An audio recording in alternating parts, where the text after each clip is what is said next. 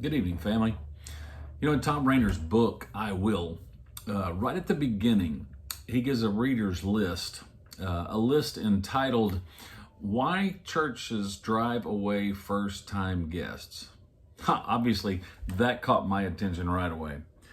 Here's the list, and they're in order from the most responses that he got to the least. So number one on the list was the most commonly mentioned, and so on. Got it? Okay, number one, unfriendly church members. Need I say more? Right? You've been there. I have. You walk in, you sit down, you worship, you leave, and no one speaks to you. We can't be like that, and I don't think we are. But I find it interesting that people who come for the first time recognize the friendliness of a church. Number two, unsafe and unclean children's areas. We're talking bathrooms where moms change the little ones, the nursery, the classrooms. You get the picture. In today's world, it's majorly important to young families, as it should be. Number three, that they listed, no place to get information. There was no clear or obvious place for first-time visitors to get information. Statistically, if they can't find information on their first visit, the chances of them returning drop by 50%. He talks about a manned information center, or something like that, where visitors can readily find information about classes, about ministries, about staff, about leadership, all those kinds of things. Number four, a bad church website. Trust me, most people today, before they even enter the door of a building, they've completely walked through our website.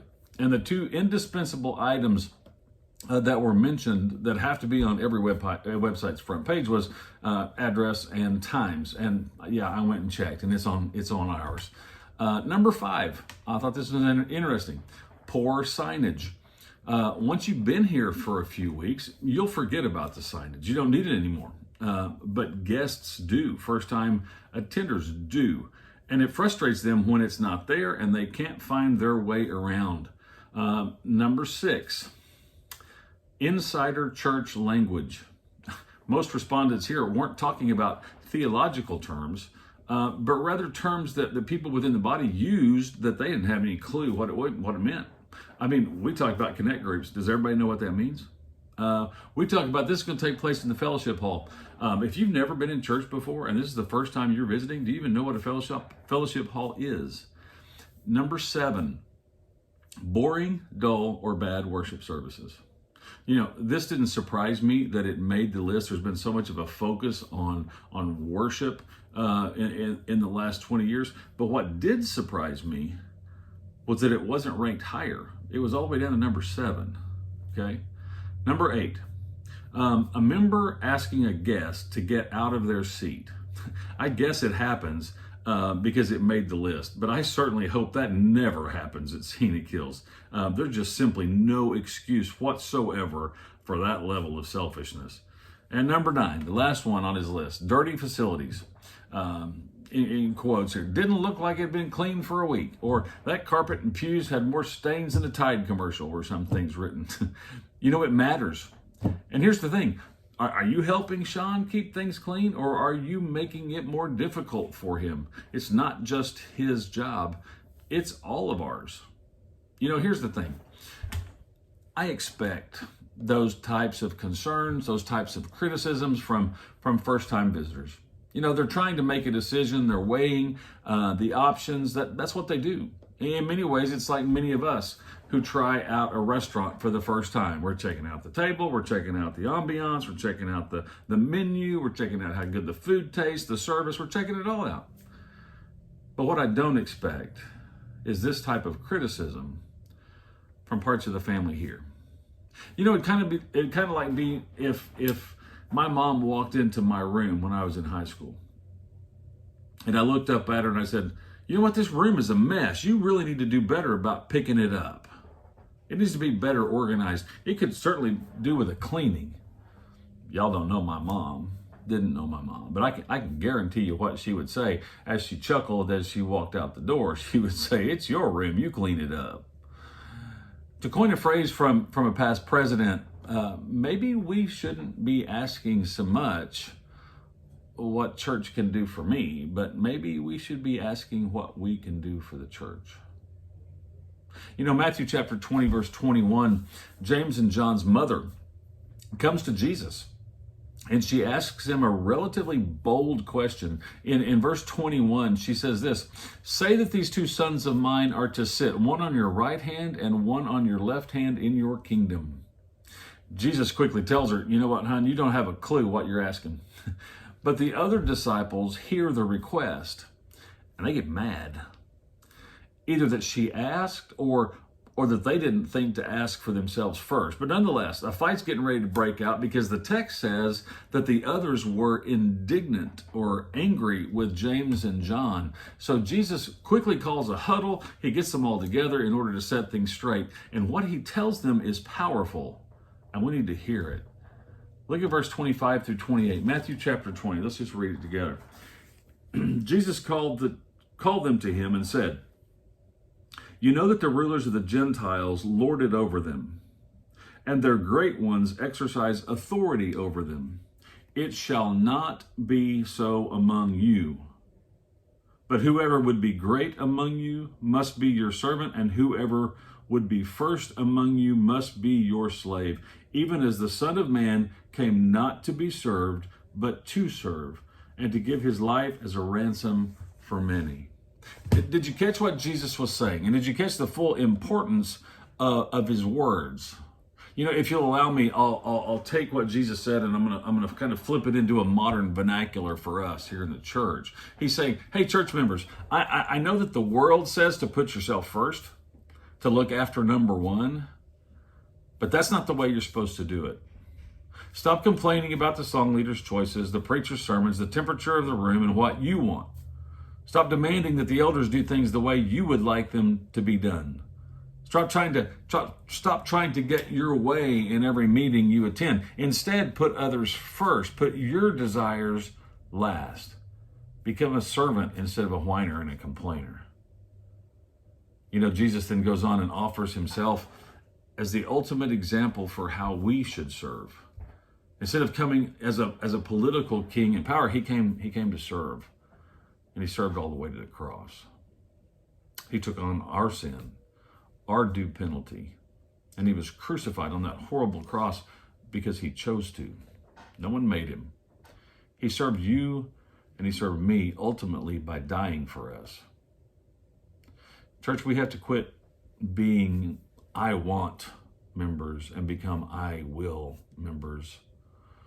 We must be disciples of Jesus who serve instead of demanding our way. So the next "I will" you'll be studying tonight should be obvious by now.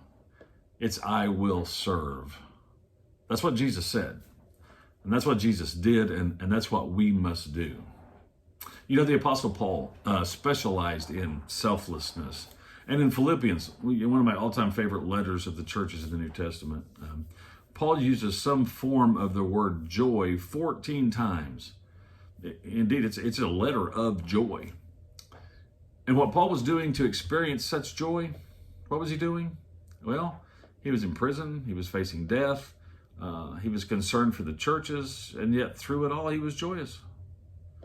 You see, the basis for his joy is found in chapter 2, verses 5 through 11, and you're going to spend some time tonight unpacking this text together.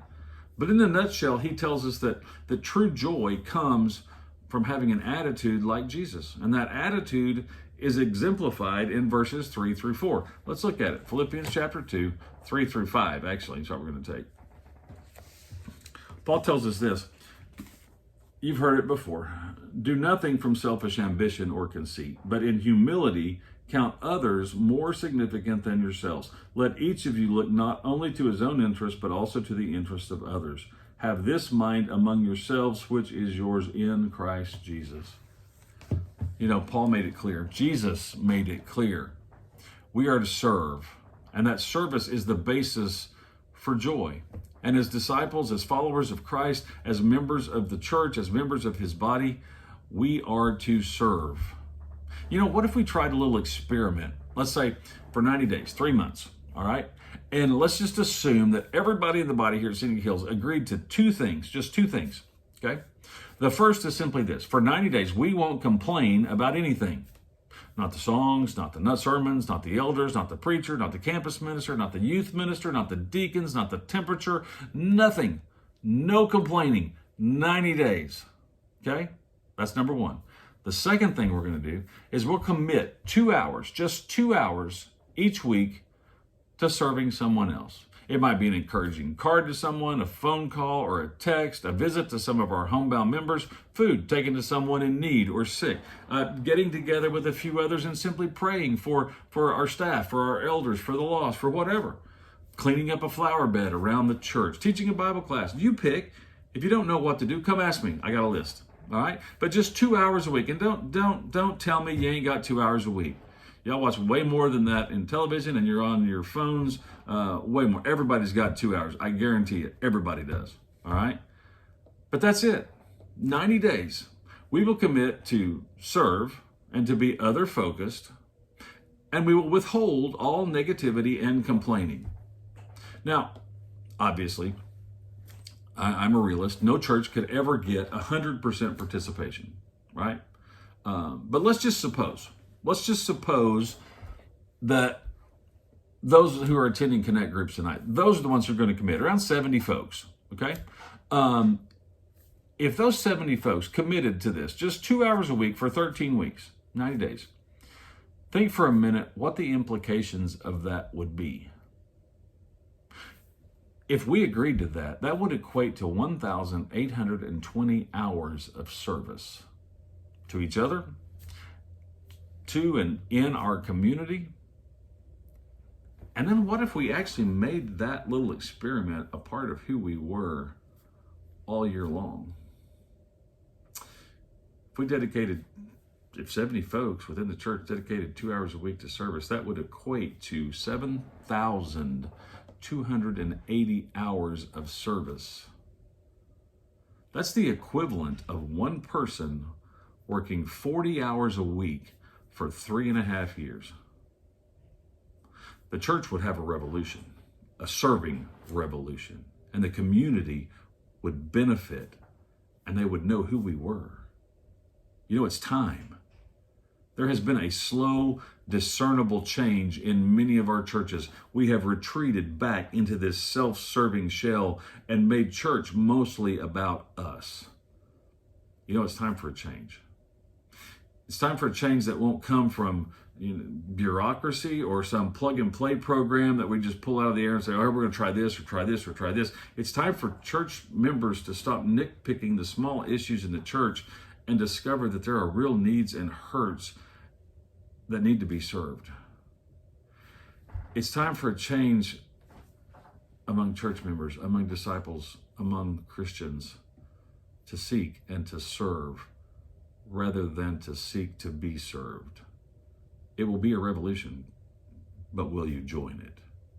Can you commit and simply say, yes, I will serve? Enjoy your time together tonight. God bless.